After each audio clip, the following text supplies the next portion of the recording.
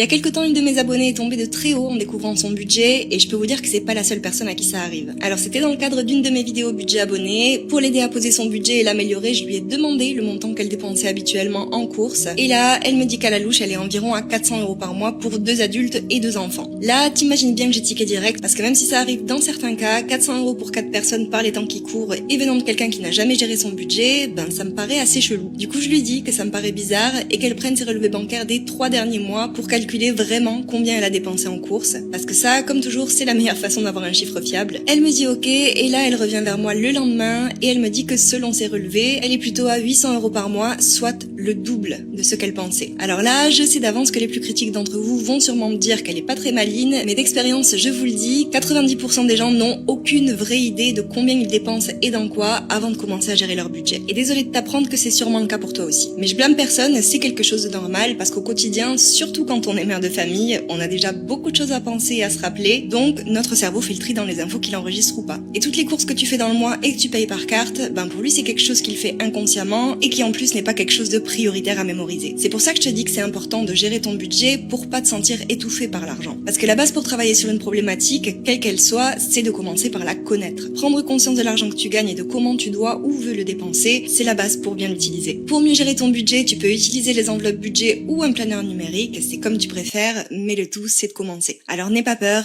et lance-toi. Je te fais des bisous.